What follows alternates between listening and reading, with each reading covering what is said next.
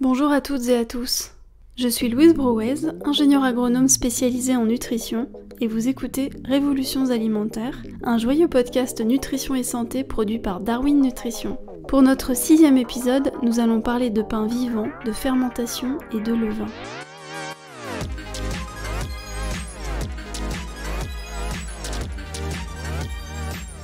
Divin levain. Le vin est pour moi un mot merveille qui ouvre les imaginaires et fait gonfler les pattes et les cœurs. Vous aussi, vous avez l'âme d'un boulanger ? Il est vrai que pendant la période confinée, vous avez été très nombreux à redécouvrir le pain fait maison et le bonheur de choyer son levain comme un petit animal domestique.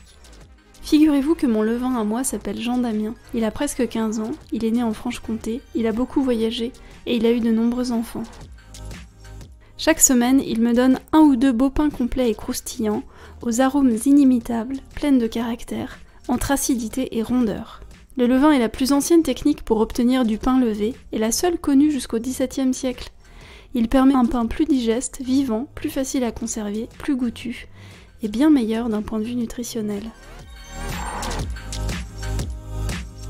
Pour nous guider en cette terre du levain, j'ai la chance d'accueillir aujourd'hui au studio de Darwin Nutrition Valérie Zanon et son univers à la fois bio, sain et généreux.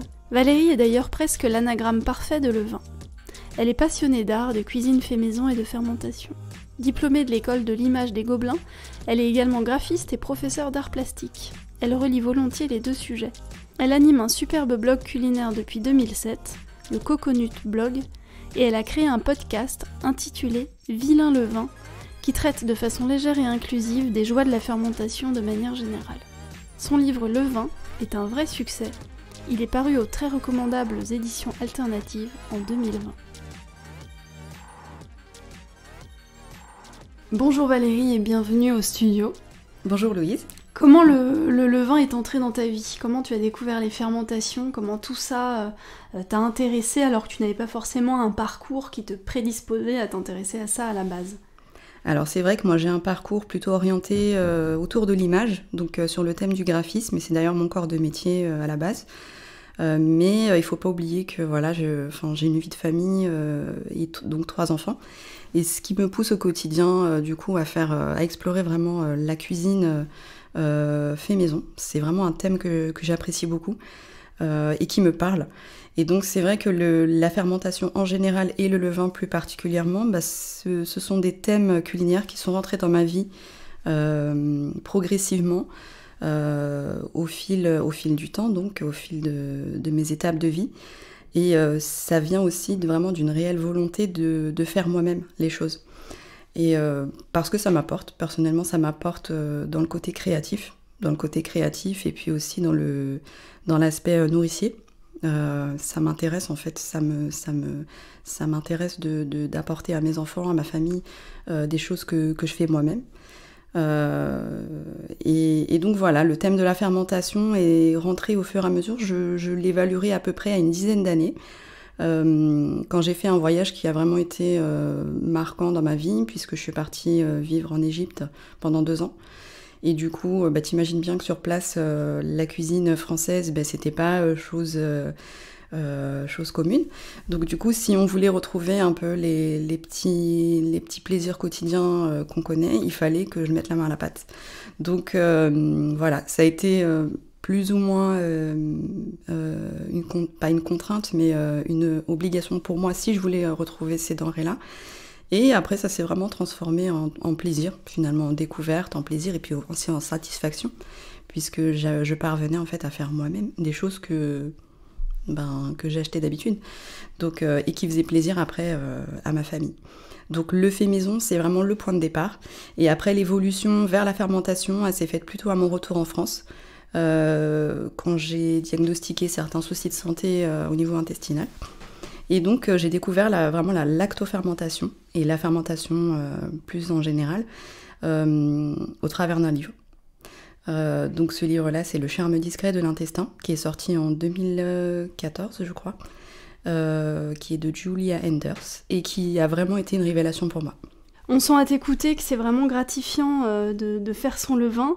Et avant de rentrer dans le vif du sujet, est-ce que tu peux nous décrire le levain d'un point de vue sensoriel ? Qu'est-ce que ça sent et à quoi ça ressemble ? Alors ce qu'il y a de très intéressant avec le levain, c'est que finalement il fait appel à nos 5 sens. Ça rejoint un peu la matière artistique que j'enseigne à l'école, qui est donc l'art plastique. Et j'aime expliquer à mes élèves en fait que ce qui est intéressant dans cette matière-là, l'art plastique, c'est que ça fait fonctionner les 5 sens. Et que donc on est en immersion totale, on fait marcher, on fait fonctionner notre corps de manière totale dans des réflexions, dans des évolutions, dans des processus. Et c'est quelque chose que j'ai relevé également sur le levain. Donc tu me parles d'écrire en fait le levain. Ça va être facile et compliqué en même temps parce que chaque levain ne se ressemble pas. Et du coup, quand je te parlais de faire fonctionner les 5 sens, tout simplement, c'est qu'on va avoir une odeur, on va avoir une texture, on va avoir un visuel, on va avoir un toucher et un goût qui vont être différents en fonction de chaque levain. Alors si je pouvais généraliser un peu, je te dirais que c'est une matière organique, donc qui évolue au fil du temps. C'est-à-dire que ton levain le matin ne sera pas le même 2 heures après et dans l'après-midi. Donc on est face à une matière qui est vivante. On a une odeur qui est très typique de la lactofermentation, donc qui est plutôt dans les notes acidulées. On le sent à l'odeur en fait. Une petite pétillance qui vient comme ça chatouiller le nez.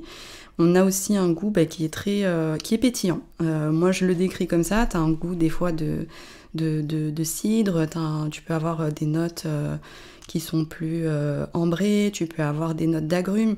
Tout va dépendre en fait de la farine que tu utilises, de la maturité de ton levain, de l'âge qu'il a, de son identité. Et en fait, côté texture, c'est pareil. On va avoir un aspect, quand il est actif, on va avoir un aspect mousseux, proche de la mousse au chocolat.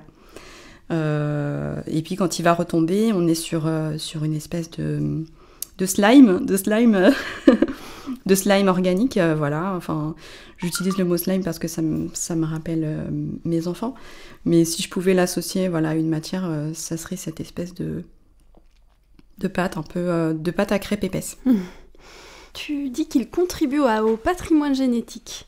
Pourquoi ? Alors, comme je te disais dans la dernière question, c'est que chaque levain va être différent. Pourquoi ? Parce qu'en fait, il va déjà être...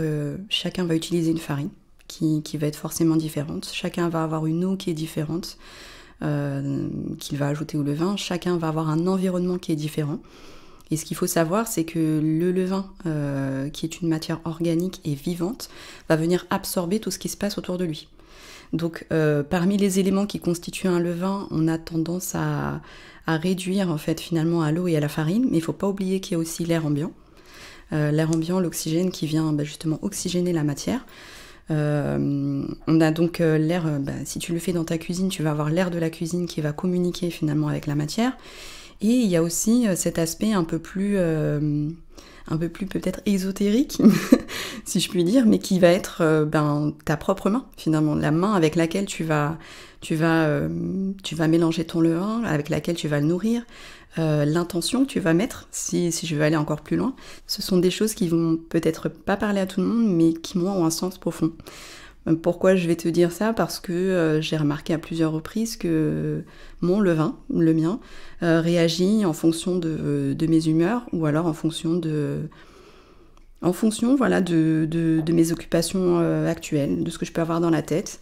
J'ai vraiment une impression de communication, en fait. Donc...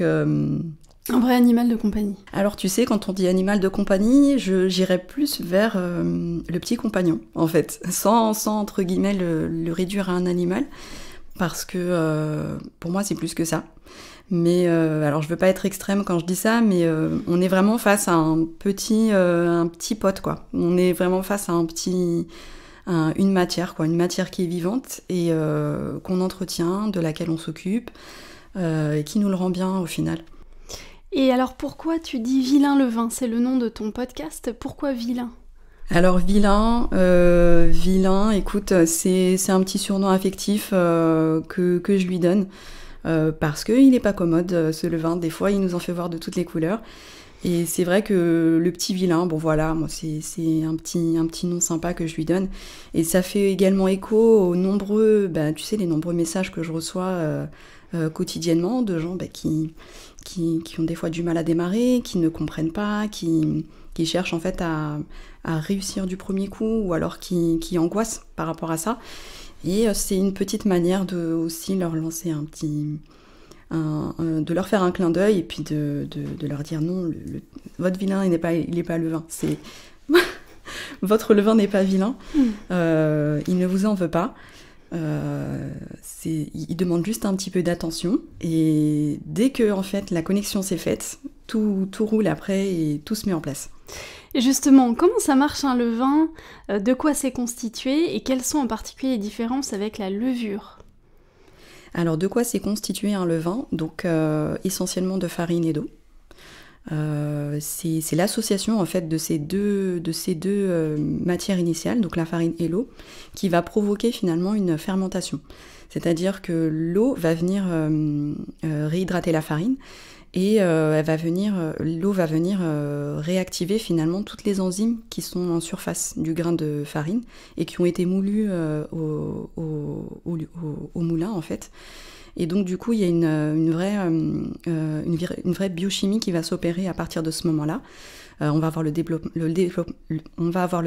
du gluten, on va avoir le développement d'enzymes particulières, de micro-organismes qui vont venir apparaître et se développer, parce que les micro-organismes sont déjà présents dans la farine, mais ils vont venir se multiplier et se développer au contact de l'eau et de l'air.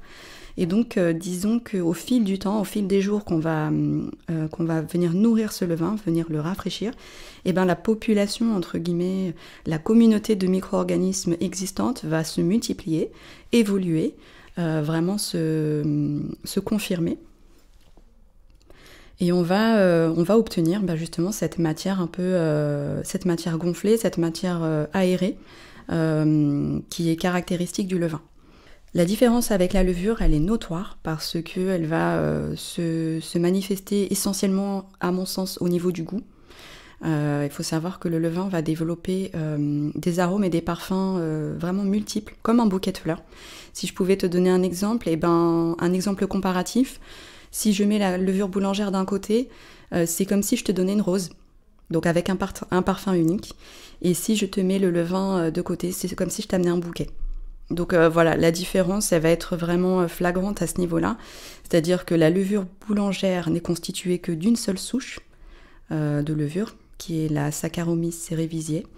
Et donc la Saccharomyces cerevisiae, elle a qu'un seul parfum et une seule fonction, celle de faire lever le pain. Alors que dans le levain, on a pléthore de bactéries et de levures, et de champignons. Enfin, on a tout un microcosme en fait qui se met en place, et du coup un bouquet gustatif, floral, parfumé qui est vraiment incroyable. Et donc en fait la différence elle va se manifester à ce niveau-là, mais également au niveau des textures, au niveau de la conservation, au niveau de la technique aussi, parce que faut savoir que la levure boulangère, elle a été adoptée il n'y a pas si longtemps que ça. C'était, je crois, vers le début du 19e siècle. Et du coup, elle est venue petit à petit supplanter le levain. Après, on a abandonné complètement le levain, parce qu'elle avait un côté pratique, finalement, imbattable, dans le sens où elle est très stable, elle est rapide au niveau de la levée, et elle permet de produire du pain beaucoup plus rapidement qu'avec le levain, forcément. Donc c'est vrai que voilà, à une époque on a cherché plutôt la praticité que le gustatif, ou je sais pas si je peux aller jusque là en disant ça, mais voilà, enfin le levain a été mis de côté progressivement au profit de la praticité. Et alors comment on s'y met facilement, et quelle farine on peut utiliser pour lancer son levain? Alors la première chose que j'ai envie de dire pour s'y mettre facilement, c'est d'avoir déjà envie de le faire. C'est pas de céder à une injonction ou à une mode ou un courant qui va dire que pour être dans la norme actuellement, il va falloir que tu fasses ton levain. Donc ça, c'est la première chose que je dirais. C'est vraiment d'en avoir réellement envie et que ça soit réellement un plaisir pour que par la suite, il y ait une vraie envie de ce côté-là. La deuxième chose, ça va être j'en parle régulièrement dans mon livre, mais d'essayer de ne pas mélanger les méthodes, parce que des méthodes pour faire le levain, il y en a des dizaines, voire des centaines. Et c'est vrai qu'on est tenté des fois de faire des mix en se disant je vais essayer à ma manière. Ça va fonctionner une fois sur 20, et puis des fois après, les 19 autres fois, ça va pas fonctionner, et on va pas comprendre pourquoi, et on va se dire mais pourquoi moi ? Alors qu'en fait, non, les choses sont simples, il faut juste prendre une méthode, essayer d'y rester, et puis patienter. Voilà, la patience. Et pour ta deuxième partie de question, quelle farine utiliser ? Personnellement, j'utilise de la T65, assez basique, bio. Ça, pour moi, c'est essentiel pour avoir assez de nutriments et puis un côté enzymatique sain à mon sens. Donc la T65 bio. J'utilise aussi une petite partie de seigle parce que je trouve que ça donne une empreinte gustative typée que j'apprécie. Donc c'est mon petit mélange à moi, voilà. Après, maintenant, j'aurais pas de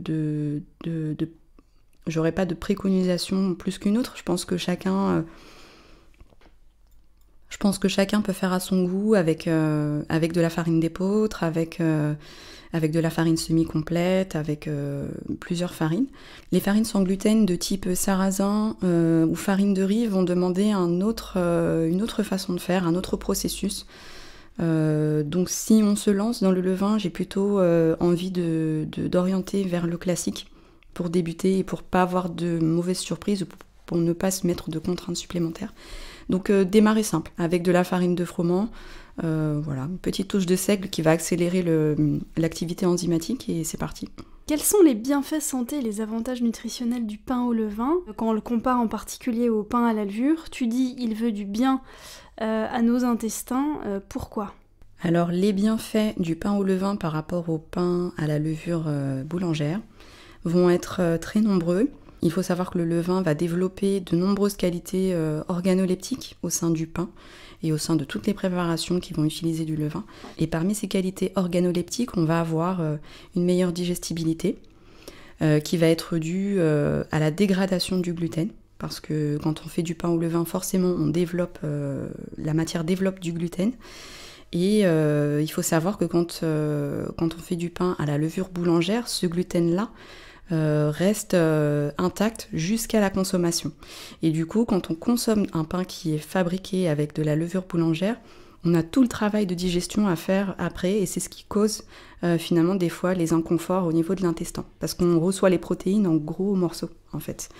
Alors que grâce au levain, qui demande une fermentation qui est plus lente et plus diffuse, on va avoir ce travail-là de décomposition des chaînes de gluten qui va venir finalement nous faciliter le travail digestif par la suite et rendre le pain beaucoup plus digeste. Donc ça, c'est le premier aspect. Ensuite, on a le deuxième aspect qui va être l'annulation de l'acide phytique qui est présente sur les grains, sur l'enveloppe des grains de farine. L'acide phytique, c'est quand même assez particulier parce que, tu sais, on le retrouve en abondance dans les pains complets, les pains aux graines, les pains complets.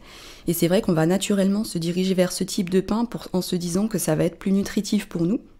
Consommer du pain complet plutôt que du pain blanc. Sauf que on oublie l'acide phytique, c'est-à-dire que un pain qui n'aura pas été réalisé avec du levain, un pain complet qui n'aura pas été utilisé un pain complet qui n'aura pas été fabriqué à partir de levain, va conserver tout cet aspect acide phytique. Donc on va vouloir consommer finalement un pain complet qui va être plus avantageux pour nous, mais finalement l'acide phytique va venir annuler tous ces bienfaits. Donc finalement, c'est contre-productif. Alors qu'avec le levain, on va pouvoir profiter de tous les minéraux et tous les nutriments que les farines complètes ont à nous offrir. Et ça, c'est vraiment c'est une plus-value extraordinaire. Donc au niveau santé, je te citerai ces deux points qui sont pour moi les plus importants. Après, on en a énormément d'autres qui sont encore en exploration, notamment les probiotiques, les prébiotiques, les postbiotiques qui contribuent à la bonne digestion, à l'entretien de la flore intestinale, du microbiote. On a l'aspect gustatif, bien évidemment. L'aspect gustatif de la mie à la croûte, jusqu'à la dégustation. Est-ce qu'il n'y a pas quelque chose en lien avec l'index glycémique ? Exactement. L'index glycémique, tout à fait, est abaissé grâce au levain et grâce à la fermentation lente. Donc on a au final un pain qui nous veut du bien. Et est-ce qu'on retrouve tous ces avantages nutritionnels dans les pains au levain qu'on achète ? Parce qu'on a beaucoup parlé de le faire soi-même. Est-ce que dans celui qu'on va trouver dans les magasins à la boulangerie, on a les mêmes avantages ? Et où est-ce que tu nous conseilles de l'acheter si on n'a pas le temps de le faire ou l'envie de le faire soi-même ? Bien sûr, on peut tout à fait l'acheter auprès des artisans boulangers qui font un superbe travail de réappropriation et de réintroduction du levain en boulangerie. Je ne suis pas du tout, encore une fois, sur l'injonction de faire son levain et de faire son pain soi-même à la maison. J'ai tout à fait conscience que c'est quand même une contrainte et que c'est pas forcément réalisable pour tout le monde au quotidien. Personnellement, je fais mon pain quand j'en ai envie et je n'ai pas envie d'être esclave en fait de cette activité. Je préfère vraiment privilégier la qualité plutôt que la quantité à ce niveau-là et garder en fait ces petits moments de panification chez moi pour des moments où j'ai vraiment le temps. Donc oui, je comprends tout à fait qu'on n'ait pas forcément le temps. Et oui, allez chez vos boulangers artisans, ceux qui travaillent au levain, ceux qui travaillent la matière avec respect. J'encourage vraiment réellement ça. Après, en magasin, j'ai envie de te dire, il faut bien regarder les étiquettes parce que des fois, on a des produits qui sont vendus estampillés pain au levain et qui ne sont en réalité que des pains à la levure additionnés de levain. Donc finalement, on n'est pas sur un pain 100% levain au niveau du processus et au niveau ingrédients. Est-ce qu'il y a un moment particulier de la journée où c'est mieux de le consommer, ce pain au levain ? Alors je n'ai pas de réponse, précise à te donner à ce niveau-là. J'ai envie de te dire que vu l'indice glycémique, vu la digestibilité du produit, peu importe le moment où tu vas en manger, il sera digéré avec une grande facilité. Et pour finir, tu nous mets l'eau à la bouche, mais est-ce que tu aurais... ton livre est très beau, ton livre de cuisine, hein, donc de recettes à base de levain, paru chez Alternative, et il y a beaucoup de recettes dedans qui varient justement du pain, hein, et qui sont faites à base de levain. Est-ce que tu aurais une ou deux idées de recettes un peu coup de cœur que tu pourrais partager à nos auditeurs, donc à base de levain, mais qui varient un petit peu du traditionnel pain ? Alors c'est rigolo que tu me poses la question parce que c'est vrai que des fois je rencontre des personnes finalement qui s'intéressent au levain mais pas pour faire du pain. C'est-à-dire qu'ils sont intéressés pour se lancer dans le levain mais qui souhaiteraient faire autre chose. Et c'est vrai qu'au sein du livre Levain que j'ai sorti aux éditions, grâce aux éditions alternatives, je propose une gamme de recettes à base de levain écarté. Donc le levain écarté, c'est le levain qu'on récupère, qu'on extrait du levain chef, et qu'on conserve au frigo. Donc c'est quand on fait du levain, on rafraîchit, donc on ajoute un apport de farine et d'eau, et ce sont ces rafraîchis qui permettent de garder la matière vivante et active. Mais quand on rafraîchit, moi je préconise d'enlever une partie du levain, pour ne pas se retrouver avec une quantité astronomique de levain. Donc cette partie-là qu'on enlève, ce levain écarté, eh ben faut pas le négliger. Faut vraiment prendre conscience que c'est de l'or. C'est de l'or, c'est une petite bombe nutritionnelle et qui peut vraiment qui a vraiment un intérêt nutritionnel et donc est aussi gustatif dans tout un tas de préparations pâtissières. Et pas seulement pâtissières. Voilà, dans tout un tas de préparations pas forcément attendues, donc inattendues. Et quand tu me poses la question de quelles recettes me viennent en tête, mais les recettes coup de cœur, ça va être le brownie au levain. Alors je sais pas si le brownie au levain, je crois que tu l'as vu passer. Le brownie au levain, il a fait depuis sa découverte de nombreux émules. Et ça a été vraiment pour moi une grosse découverte et même une révélation. Puisque, écoute, on parlait tout à l'heure des qualités organoleptiques du levain. Et parmi ces qualités-là, on a l'exhausteur de goût. Donc il faut savoir que quand on associe le levain avec d'autres produits qui initialement sont fermentés, comme par exemple le chocolat, on a des résultats complètement dingues. Et en fait, c'est vrai que le brownie fait vraiment ressortir ce mariage d'une façon extraordinaire. En fait, on a l'aspect brownie, donc on a l'aspect brownie, mais on a cette petite touche levain acidulé qui vient en fin de bouche et qui vient vraiment... c'est une explosion chocolatée extraordinaire. Donc cette recette-là, elle est disponible sur mon blog, elle est disponible sur mon compte Instagram et également dans le livre. Et elle est facile comme tout et j'encourage vraiment à essayer. Au-delà de l'aspect brownie au levain, c'est quand même bizarre. Non, il faut essayer pour vraiment se rendre compte qu'il y a beaucoup de choses possibles. Bon, on la mettra aussi en ligne sous le podcast sur le site de Darwin Nutrition. Merci beaucoup Valérie pour ce beau voyage. Merci Louise. Merci d'avoir écouté ce 6e épisode du podcast Révolutions alimentaires, produit par Darwin Nutrition. Merci encore à Valérie de nous avoir partagé ses petits secrets de cuisine qui lèvent. Il ne nous reste plus qu'à panifier au lieu de planifier. Si vous avez aimé cet épisode, pensez à vous abonner sur votre plateforme de podcast préférée et à nous laisser un avis sur Apple Podcast. Et je vous donne rendez-vous le mois prochain pour un nouvel épisode au sujet du jeûne. Tu dis jeûne ? Ouais, faut pas dire ? C'est jeûne. Ah mince. Et je vous donne rendez-vous le mois prochain pour un nouvel épisode au sujet du jeûne. Tu leur dis pareil. Bah, jeûne, je trouve ça vraiment moche. Bah, elle dit jeûne, alors fais ce que tu veux. Jeûne, c'est jeûne. Jeûne, comme jaune, quoi, presque. Ouais, du coup, ouais. Et je vous donne rendez-vous le mois prochain. Ça va être mort. Et je vous donne rendez-vous le mois prochain pour un nouvel épisode au sujet du jeûne.